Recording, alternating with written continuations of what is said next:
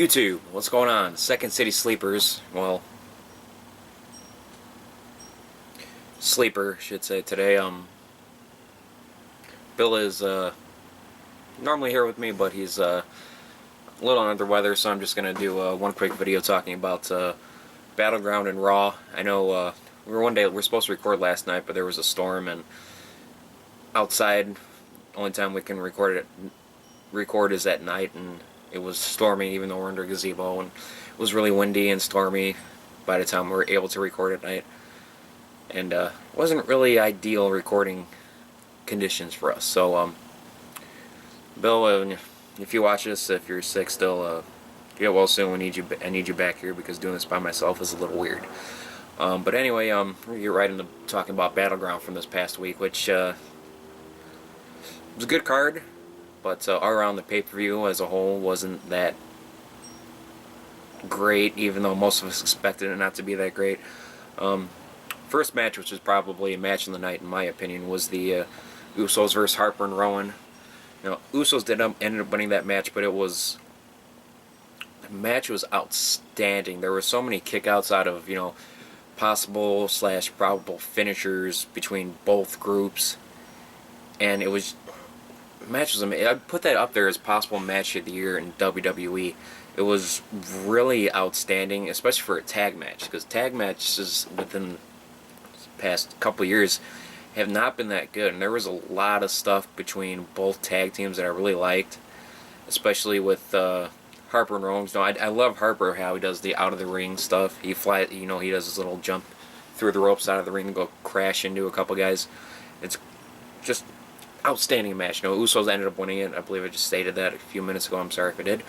But, yeah, Usos did end up winning that.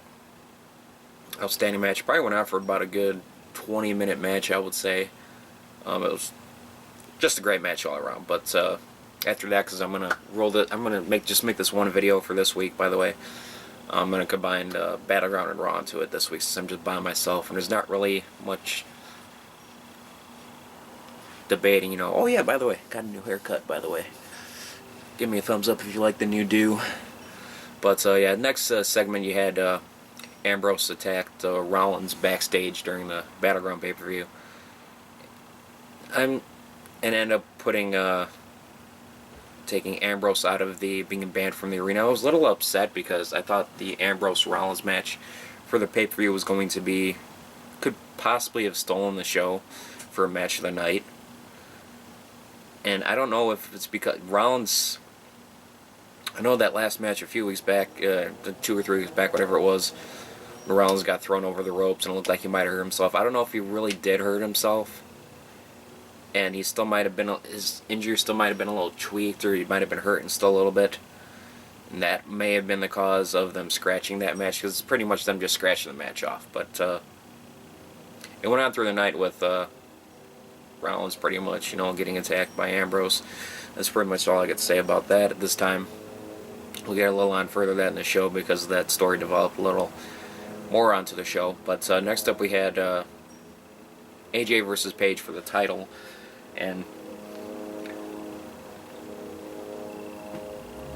match wasn't bad. And a little weird. AJ did supposedly a move she'd knew for a while that I just noticed. It's CM Punk right now on my phone. But AJ ended up winning that, doing a Shining Wizard, which supposedly she's been doing for weeks now, and I just noticed it. A little weird way to end the match, but AJ ended up retaining the title, of course. And once again, a bunch of CM Punk chants. People, I'm the biggest CM Punk fan in the world, but the CM Punk era is done. We all love him, what he's done for the company, what he did for the company. It's time to stop chanting his name. He left us. It's time to stop. Always love him, always be my number one guy for wrestling, but just stop. The chant, stop. He's not coming back.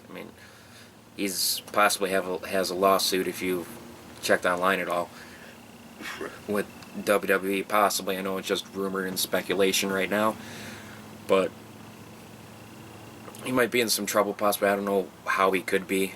You know, there might be some contract, breach of a contract issues going on, but WWE is throwing up a big stink right now about how things were handled when Punk left and blah blah blah. But it's easy to find online. I'm not going to get into that right now. Talk about Battleground. But next up we had Swagger versus Rusev, or as I would say, Rocky 4 Part 2. And the match was okay. I mean, everyone knew that Rusev was going to win going into it, probably, and there was Rusev won that match. That was subpar, but considering the two guys, you got Borusev, as I call him, of course, who can't wrestle to save his life. Then you got Swagger, who has the worst lisp in WWE history, bad speech impediment, as I always said.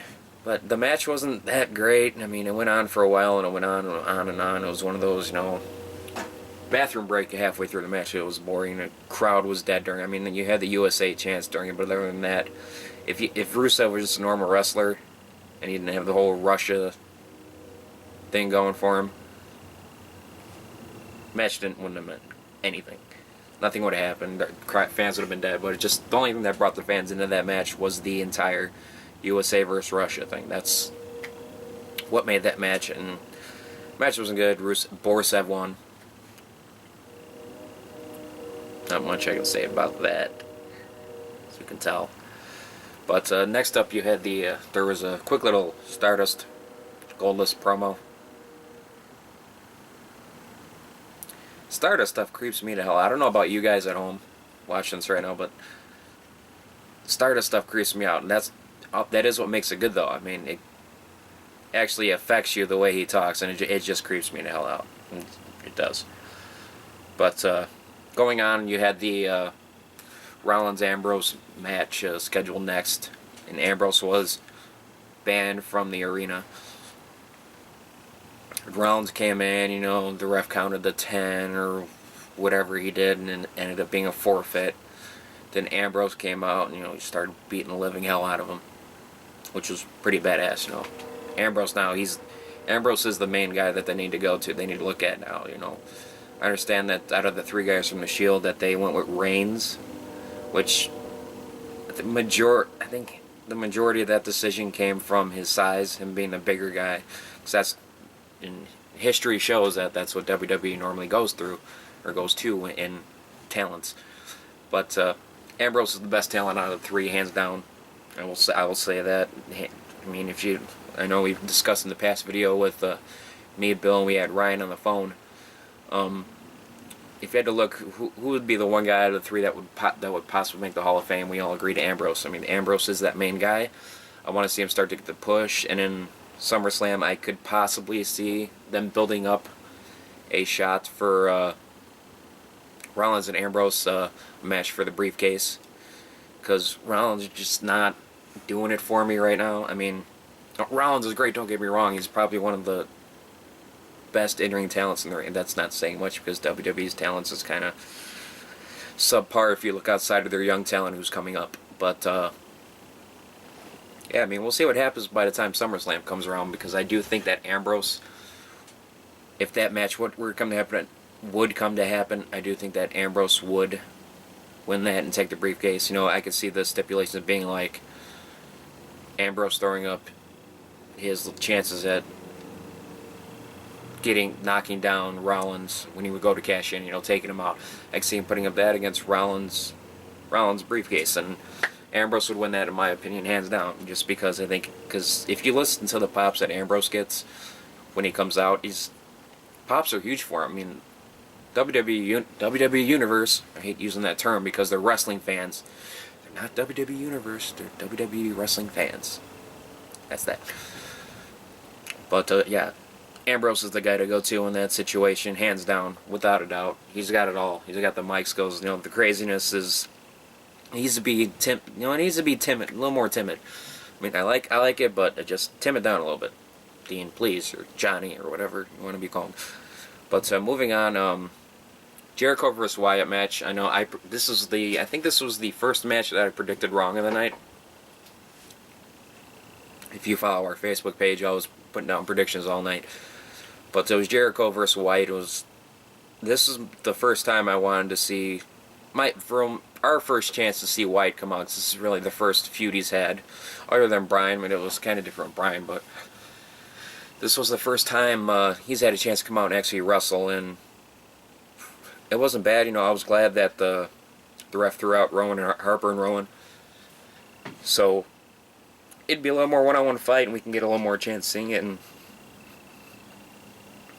Wyatt didn't look terrible. He didn't look great in the ring with Jericho.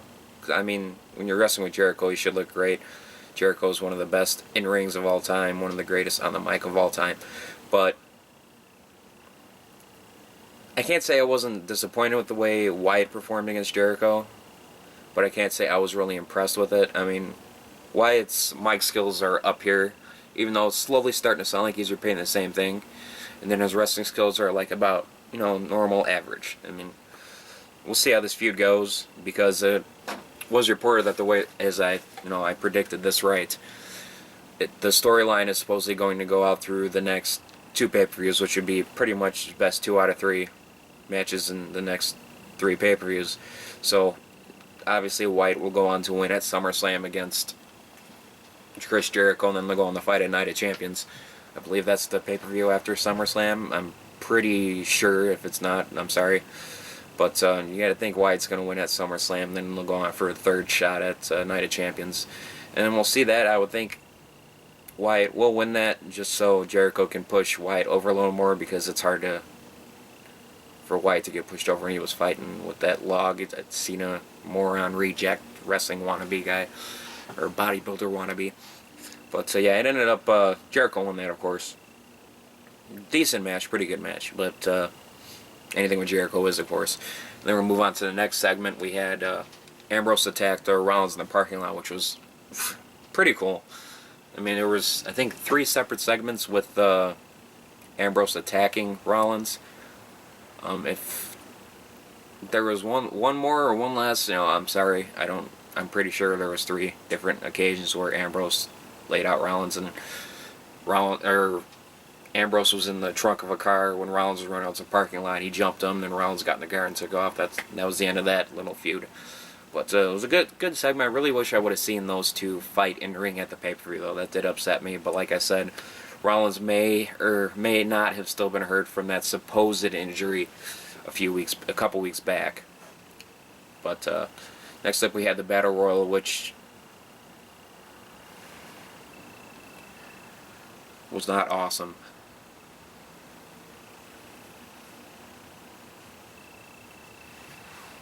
Sorry. But, going into that, I predicted that Sheamus would win it so they could unify the titles together and just have one middle title in between the tag titles and the WWE World Heavyweight Championship. And it ended up, early on, Miz went under the bottom rope and hit. As soon as that happened, I'm like, Miz is going to win. I'm like, son of a bitch. Miz is going to win. And ended up the final 2 guys being Sheamus and Ziggler. So, you had the fans going nuts about Ziggler possibly winning a title, which I was too while I was watching the pay-per-view. Some of the pay-per-view I didn't see because I was watching it off of a odd web feed online because I don't have a network. I had it for the 1 free week, but I don't have the money for it right now. So, but anyway, you had Ziggler and Sheamus last 2 in the ring, and Ziggler put Sheamus over.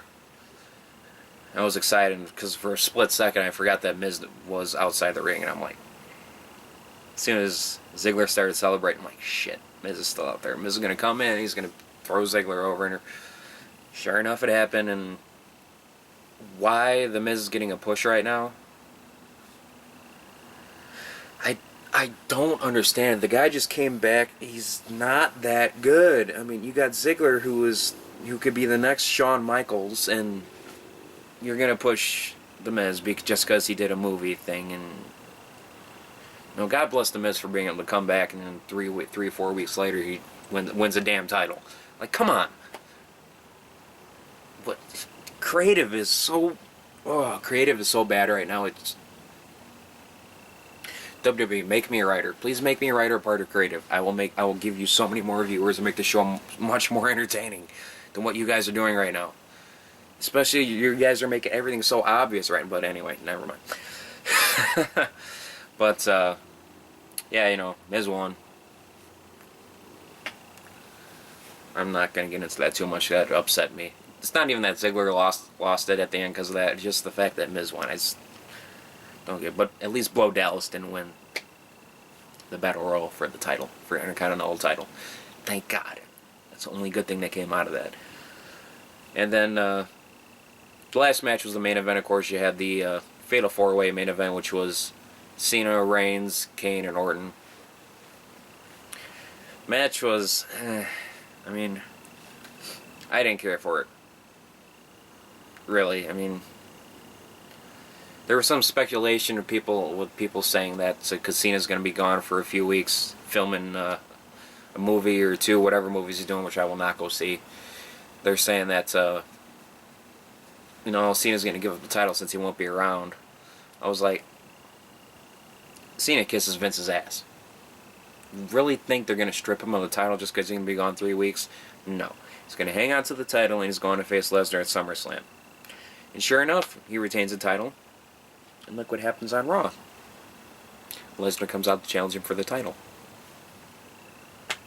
Who called that one?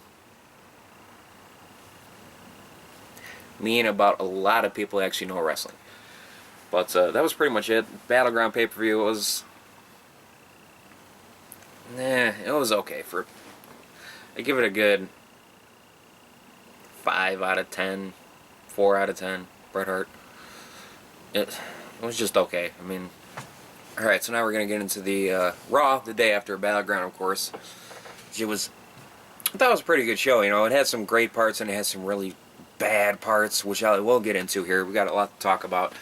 I don't want to make this video too long, so opening segment, you had Triple H came out, was whining and crying about, you know, Plan A didn't work, Plan B didn't work, crying, whining.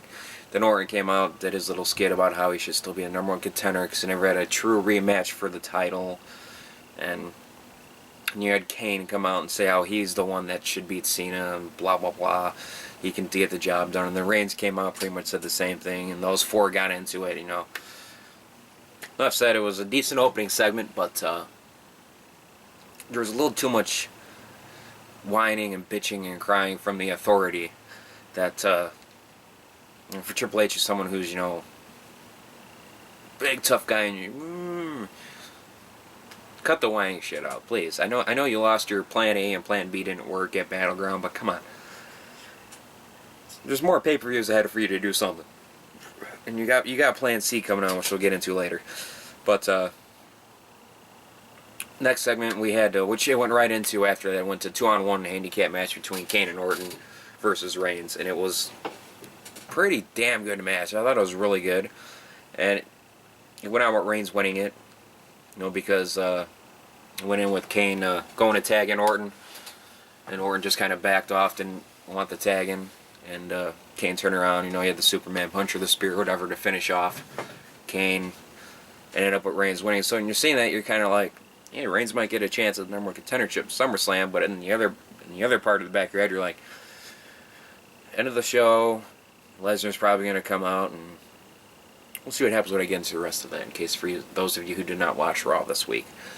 But after that, like I said, Reigns won. But after that, we had a bathroom break here. 4-on-1 Divas match between Nikki Bella. Was in that? We had a Cameron, Eva Marie.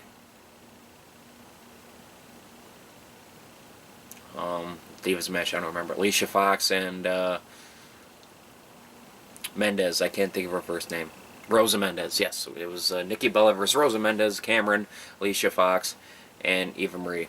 In a match that was very bad. But Nikki lost, of course. Shocker. But anyway, it was one of the cool parts of the night. You know, you had the Stephanie and Bree segment after that, and Stephanie, you know, came out, you know, saw Bree in the audience because Bree hugged Nikki, and before the match, of course. And then you had oh, sorry about that. You had them going back and forth, you know, mouthing off, and you know, you had Brie going, Stephanie, you are a vindictive bitch. And then, boom, Stephanie smacks her. Down goes Brie. She's got a family, by God. But pretty much, and it was pretty much the same things they were yelling for about a good 3 or 4 minutes. I'm not gonna do the entire skit. You can just go back and watch Raw for the entire skit. And then after that,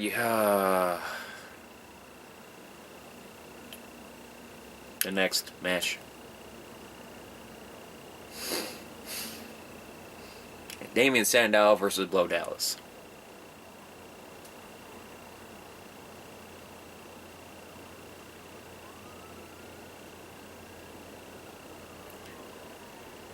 Sandow came in with the LeBron jersey and had the Heat or Miami, whatever it was, across his jersey crossed off. Sandow had a lot of, I can't remember picture what Sandow said exactly, but he had some good mic moments, some good promos in the ring with Bo. I can't remember. I just remember laughing my ass off about it. I can't remember exactly what it was, but go check it out though. I'm sure it's on YouTube. Go look it up from this week's Raw. The Sandow and Blow Dallas segment. Make sure you type Blow Dallas in, by the way. Trending worldwide. And you can go check out what Sandow was saying. It was hilarious. I just can't for the life of me remember that was 2 days ago. And it should have been yesterday when we were performing, but we had a storm, blah blah blah. I stated that before in the video. But anyway, Blow Dallas won for, he's now 16-0. Why they're pushing this guy? Someone please tell me why. Please. Tell me. While I'm sitting here waiting, go ahead and put down in the comments below. Tell me why they're pushing this guy, because I, for the life of me, can't understand why they're pushing a guy with no mic skills, no in-ring skills, who botched his finisher, botched a couple other moves in this match again, by the way. Why he's getting pushed. Is he doing the John Cena and sucking Vince's, what, or... I don't get it. I'm moving on because I can't continue with this Blow Dallas garbage. But after that, we had... this is a part that really did upset me. You're supposed to have... It was announced early in the show that there was going to be a Chris Jericho hosting a highlight reel, of course, with his guest, Bray Wyatt. And I was really looking forward to this because you have you have one of the greatest talkers of all time in the company, and one of the new guys who is probably one of the top 3... he's probably one of the main top talkers in the company right now, having an interview segment together, and I'm like, this is going to be great. And then for some reason decided to have Wyatt beat the crap out of Jericho in the locker room before, and not even show us. They put it on the WWE app of during a commercial with Wyatt beating down Jericho in the locker room, doing the Sister Abigail against the locker. That looked like it might have hurt too, because that locker had a decent dent in it. And I was upset with that because I really wanted to see those two talking back and forth with one another on the highlight reel. Unfortunately, we didn't get to say that. Wyatt came out after that, did his little segment, and I'm starting to get what people are saying now. Wyatt's great on the mic, but things that he's saying sound exactly alike each time. I'm starting to see that. So I'm hoping he gets more into his in-ring skills and becomes a better wrestler. But still, the things that Wyatt says is phenomenal, without a doubt, phenomenal. Love the things he says. It's starting to get really repetitive with him.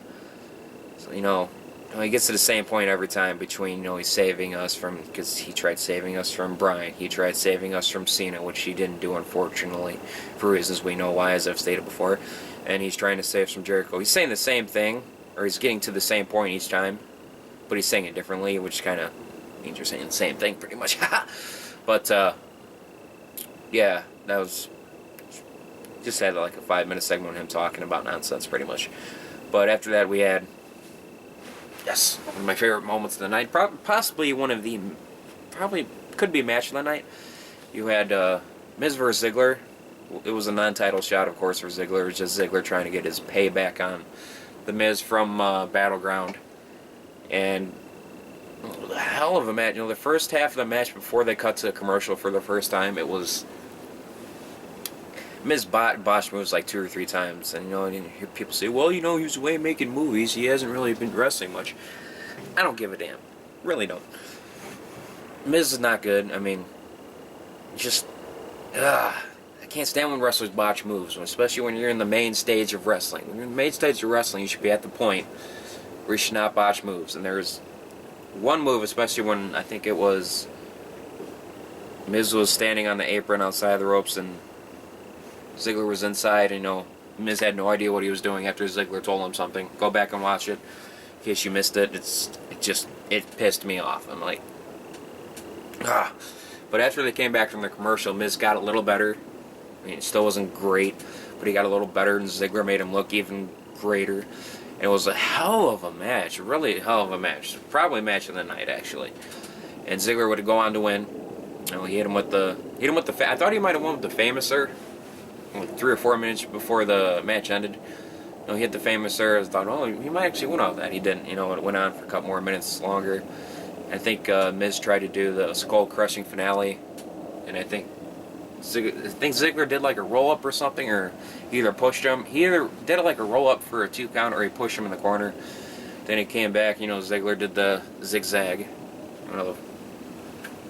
pulling back the head thing, and Ziggler gets 1, 2, 3. Ziggler wins. I think that might be 4 or 5 Raws now that he's won consecutively. So he could be on for a push. We'll see. I mean, whether or not it's just for the Intercontinental title, we'll see. I mean, I'm just glad he's not losing matches left and right, finally. But next part, you had Triple H segment with Rollins and Cesaro. Cesaro, he was talking to Rollins, and Cesaro came in and was talking about how he's not a Paul Heyman guy. He wants to be the authorities guy. And then they went on back and forth, and Triple H said that he wants Cesaro to prove it in a match later on with Dean Ambrose, which, when I heard that, I'm like, this match is going to be amazing. I cut from that because that's all that really happened. After that, we had another bathroom break. Well, kind of not sort of, because AJ's involved in this, and anything that AJ's involved in is great. You had AJ and Paige versus Natalya and Emma. You had Natalya, who hasn't been on a Raw in months. Then you have the shoplifter Emma. Stole an iPad case or something like that from Walmart. Yeah. No offense, but yeah. I mean, I was surprised to see Natalya again, because she's probably one of the best technical wrestlers in the Divas division, and she's just now getting onto another Raw after at least a good 2 or 3 months. It's been a while since she's been on a Raw.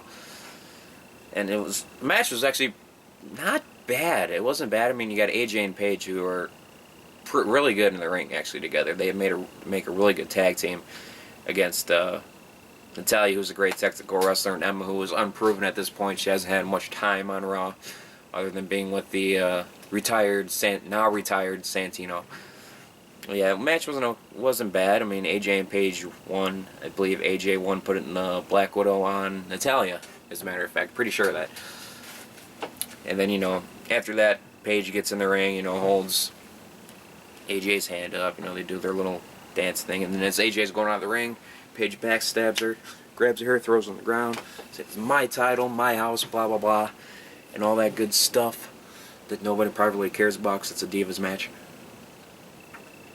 And that's pretty much it, Paige ends up turning heel, pretty much. AJ is now the face, which was a few months back before AJ lost the title, was complete opposite.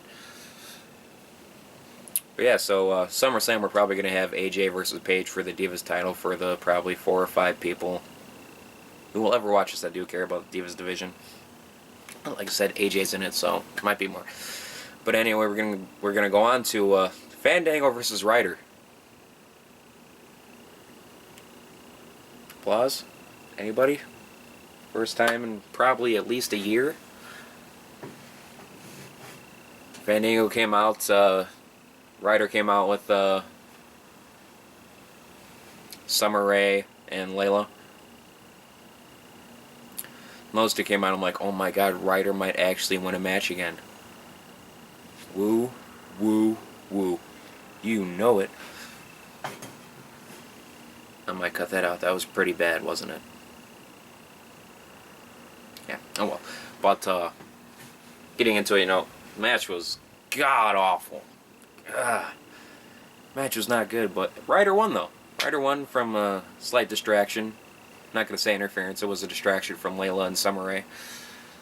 Ryder ends up winning with the bro kick, or no, not bro kick, whatever. What is the broski boot? Or no, the Rough Rider. Rough Rider, that's what it's called. The one with the Rough Rider. And 1, 2, 3 Fandango. I felt, Fandango must have pooped on Vince's desk. I mean, he wasn't that good in the first place, but for him to lose to Ryder won his first match in months, let alone probably a year or two. Monumental. And I can say I lived to witness the Zack Ryder victory on Raw. I'd say take care, spike your hair, but spiking my hair is a little improbable right now. But yeah, Zack Ryder wins. It's a good day, I guess. I don't know. I do own a Zack Ryder t-shirt, by the way. Don't ask me why. But after that, we had this.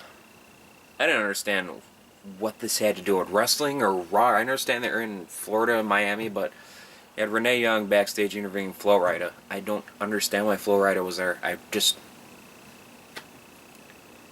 This is wrestling, not PCB in May in the summer on a beach. This is not a rock concert party. It's wrestling. Why is Flo Rida there?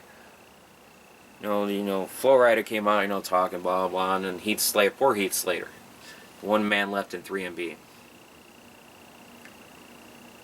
And complaining about how he pushed, or Flo Rida pushed or knocked out Slater, something from some pay-per-view, WrestleMania or something like that from a while back. Flo Rida ended up pushing Heath Slater, and Heath Slater got knocked the fudging out. That was pretty much it with that, and I think the next segment was a Flo Rida coming out and singing, and it was why? It just did not make sense to me at all. I mean, there's probably fans of Flo Rida, but it's not a concert. It's Raw. It's Raw. WWE Raw, which means wrestlers, not superstars, wrestlers wrestle on the show within a 3-hour period. Not a rapper / pop star, whatever you want to call him, comes singing out halfway through a wrestling show. That's the part that cracked me up with that. You had 4-year-old kids all the 4-year-olds with their John Cena shirts, hustle, loyalty, respect. Whatever. God, that's so stupid. But these little 4 or 5-year-olds of the crowd, going crazy with him and all that. I'm like, you guys don't even know any of his songs, let alone you don't even know who Flo Rida is. Quit getting into it. Stop getting into it. I mean, for Christ's sake, you're John Cena fans. You don't know what to do with your lives. But yeah, that's all I can say about that. But next was one of the funniest segments I have seen on a Raw in a long, long time. And the segment, Stephanie was at the end of that, ladies and gentlemen, once again, Flo Rida, give him a round of applause, yay, woo, congratulations. And then they go outside the ring, and Stephanie is getting arrested for being a vindictive bitch.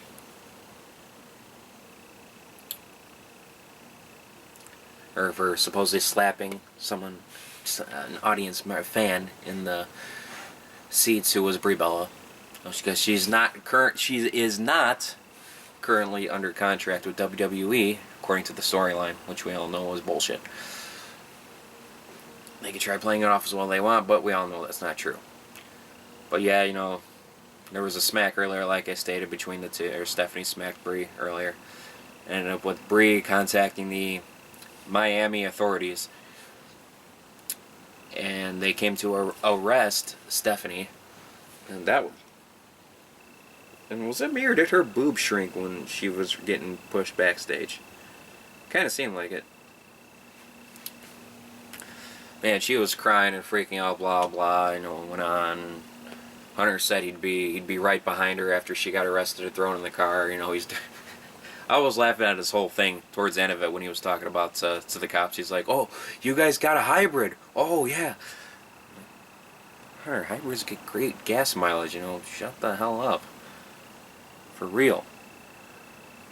Yeah, Steph went off. They had a little segment backstage. I don't think it was right after it, but later on, it was Joey Mercury came backstage, was asking about Triple H's decision.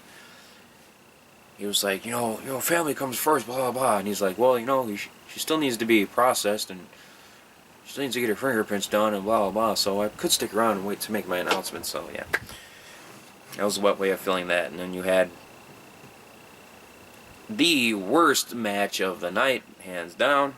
Kofi, I feel bad for you because I do like you, and the fact you had to be involved in this match, and especially after getting pushed from beating Cesaro, the fact that you got put in this match.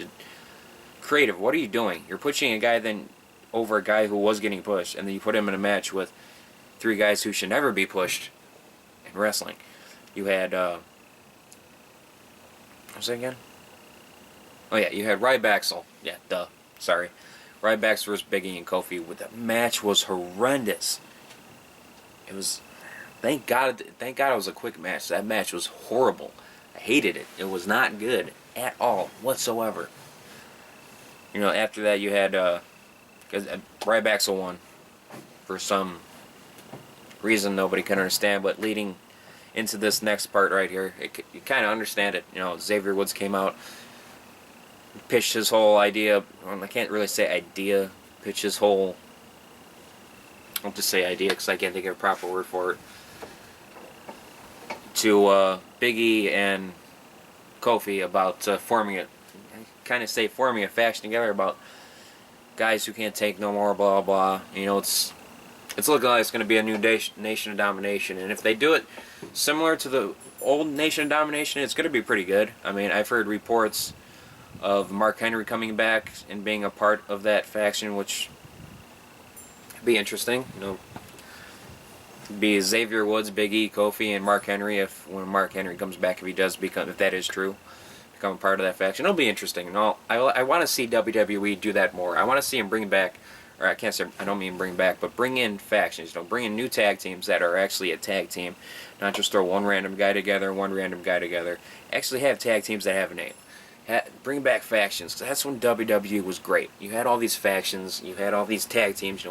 Bring stuff like that back. Sorry, started a little bit there, but bring stuff like that back. I mean, that would be a great idea. Because like I said, with tag teams, faction-wise, you have 3 MB who's now 1 MB. You have the Usos. You have the Wyatt brothers. You have Stardust and Goldust. You have Ryback, who no one gives a damn about. There's no really great, solid tag team. Sorry, I thought I saw something. There's no really great, solid tag team or a faction out there. There's not even a faction out there right now. There's no factions. I'm not counting the Usos as a faction. There's a tag team. There's no factions. The only faction you had was 3MB, and they're gone. Well, Ambrose and... Not Ambrose. What am I talking about? I mean, McIntyre and Mahal are gone. They're long gone. They're going to be on Ring of Honor, or they're going to be doing independent stuff for the rest of their lives. Yeah, there's no factions. You have the Authority. It's not even really a faction, because none of them wrestle. And then if you count Orton and Kane, but they're not really the Authority. They're just wrestlers who suck the Authority's ass.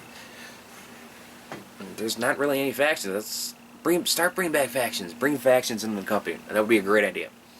But moving on, we only got a few things left here. I don't want to make this video too long. We had Borsev versus Kali. And the announcers, JBL, Michael Cole, Lawler. Lawler needs to retire. Bring back JR, even though JR is retiring from the company now, officially. JR, thanks for all the work you did with the company, and we appreciate it. It's sad to see you go, but I understand if you need to retire and do your own thing now. But, this match was so bad. Like I said, the announcer, it was like, Borsev has never gotten in the ring with the WWE's biggest athlete of all time. I'm like,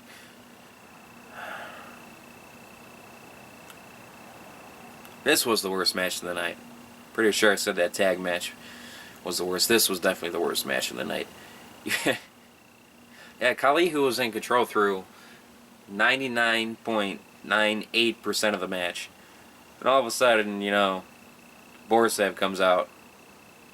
And Rusev, I think he kicked him. He kicked. Rusev was on the apron on the outside part of the ropes.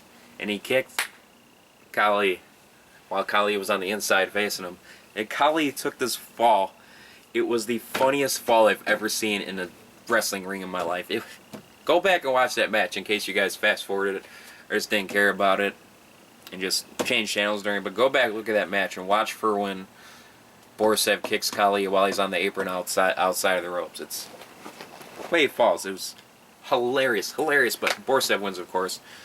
You know, they're pretty much ending the Rusev versus Swagger feud due to what Lon had to say at Battleground. I can't remember what she said word for word, but things she said, people believe it might have been revolved around the Malaysian air flight, whatever you want to call it, that got lost.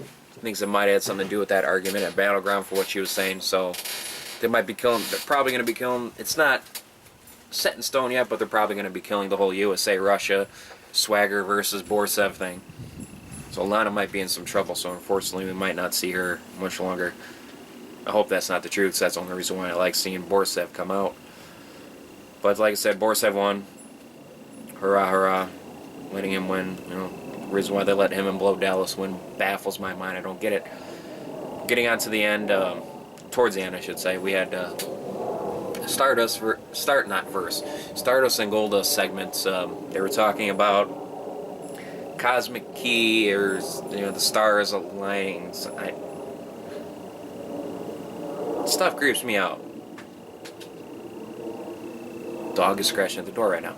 But that stuff creeps me out. So that's why it's probably good, because it actually gets to me and creeps me out a little bit. But stop scratching at the door. Sorry. But it's just creepy. The way Stardust or Cody Rhodes talks, you know, it's just weird. But that's a good thing though, because it actually weirds and creeps me out. But moving on, we had what I thought would be a match in the night, and actually ended up in a disappointment, in my opinion. We had Ambrose versus Cesaro. I thought this match, hands down, was going to be outstanding. You have two of my top 5 guys in the company right now going at it. And you got probably my number 1 guy in the company, number 1 and number 2 guy in the company to go against probably my number 4 and number 5 guy in the company. I thought, oh God, Ambrose Cesaro, God, this match is going to be outstanding. And the match started off really slow pace for 2 guys that actually have a quick pace. A little disappointed. And the match went on and on and on a little bit, and then the way it ended with, I understand Ambrose just taking a chair and Cesaro and getting disqualified by hitting Cesaro with a chair. I understand it. But at the same time, those are 2 really talented guys. You got to just let them wrestle. Have a normal wrestling match, see what happens between the 2 of them. Let them have a good 15-20 minute match, let them go at it. I wasn't overly impressed. I mean, I don't know if that's what creative wanted them to do for whatever reason. I just didn't understand it. I mean, for a match that I thought would be 5-star, it came to like a 2, maybe 3-star match. It wasn't that good. Regardless, though, Ambrose will always be my now number 1 guy, now that Punk's gone. All-time, Punk will be my number 1 guy, but Ambrose can be my number 1 that is currently wrestling. You got Cesaro, who's probably my number 4 or 5 in the company right now. As said, Cesaro wins by DQ from a chair shot. Match could have been better. Wasn't that great. But I'm sure we'll see bigger things from them in the future. We'll see what Cesaro does now that he is no longer a Paul Heyman guy, as he told the Authority. I don't know what they're going to do with Cesaro, because they were talking about making him the main babyface of the company a little further down the road, but that little further down the road would probably would be about now. Because they said that months back, and it's like once they put him with Heyman, it kind of killed him. He went on the streak with not winning. No, this was technically his first match, even though he won by DQ. This is his first match in Raw. He's won it in about a month. Give or take a week, give or take a week off of that. But yeah, don't know. Cesaro must have pooped on Vince's desk like Sandow and Ziggler. That's all. Yeah, we're gonna move. This video's getting long, so we're gonna move on to the final segment of the night, which is of course Triple H's decision as to who his #1 contender would be. And you know, he goes on, he's talking, he's like, Randy Orton will be my #1 contender. I'm like, I was trying to get worked up during it because I knew Lesnar was gonna come out at the end, but I'm like, can you send it somebody other than Orton? I mean, when's the last time Orton won a match? Yeah. Orton just lost the handicap match, for Christ's sake. When he had the man advantage. You're gonna say he's your #1. You're gonna say he's your new face of the company. No, stop. Come up with somebody better than Orton. He's done. His time's done.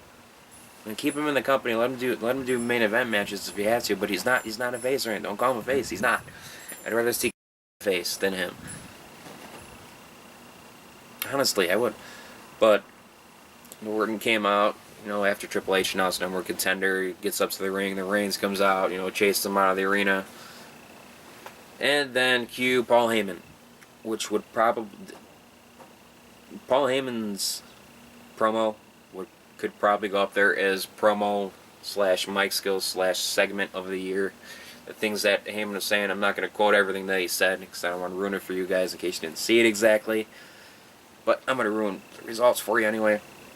But definitely, if you haven't seen it, go on YouTube and look that up because his promo was outstanding. The stuff he was saying about Cena, just everything. It was a good 10-minute rant he had.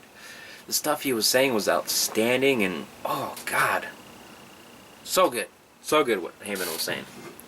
Yeah, go check that out on YouTube, or if you can find it anywhere. Just check out the Paul Heyman segment. You know, originally Heyman came out, you know, here's your plan C or whatever he said, and Lesnar came out, and Lesnar with this little cauliflower ear in his normal ear. Hope he doesn't hear that because he could probably kill me in real life. But yeah, I mean, God, you know, Heyman pitched his little thing about Lesnar to Triple H. It ended up with Triple H giving a handshake to Heyman, and Lesnar saying, "Yeah, you're my guy. You're gonna be facing Cena at SummerSlam," which I said it when we first started filming these shows. I think I said in the very first episode that it's gonna come down to SummerSlam. It's gonna be Cena and Lesnar. I called that. Just like I called the Jericho and Bray Wyatt best 2 out of 3 things out of the next 3 pay-per-views. I called that too. Just like Bill called the best 2 out of 3 falls between the Usos and the Wyatt brothers for Battleground, which was match of the night, hands down. We're pretty good at predicting stuff. WWE is that predictable nowadays. It's upsetting, and depressing. But yeah, it's to say, Heyman went on to a great promo of the year, hands down. I would put it was outstanding, and it's going to end up being Cena versus Lesnar at SummerSlam, which would probably be one of the worst main events of SummerSlam history.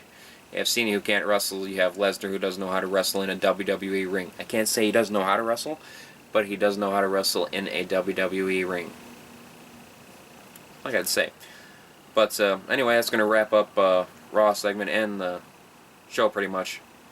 This episode, we're only going to, like I said, give Raw 6 out of 10. Decent Raw. Not great. Not bad. Just slightly above average. So 6 out of 10. But anyway, that's going to wrap it up. We talked about the Battleground pay-per-view and Raw this week. This will be our only episode this week because I don't know what else I could talk about by myself in another episode. You know, Bill's away right now. He's not feeling well, and Brian and Mike are still unable to be here at this time on camera. So, yeah, this was a shot in the dark of doing this by myself. So, as always, you know, be on the lookout for videos next week. We should have an abundance of videos next week to make up for our absence. I know we only had the one last week. We'll only have this one this week. I apologize for that, but between weather for filming the night before filming this, and we had technical issues with the battery being weird last week. We could only film so much last week. No, I do apologize with that. Next week for sure. Promise you guys there's going to be more videos coming out. But that's going to be the end of it. If you like this video, be sure to hit the thumbs up button below, like this video. Also, be sure to subscribe to our YouTube channel. Help support us a little more, and you will get updated with the videos that are uploaded on your feed, on your channel feed, whatever you want to call it on YouTube. Also, we do have a Twitter and a Facebook account. The links will be down below in the description. Be sure to like and follow those. And as always, this is Bill. No, that's not Bill. Bill, where are you at? Get better. This is weird doing this by myself. But this is Alex, Second City Sleepers. Signing out. YouTube, we'll see you guys later.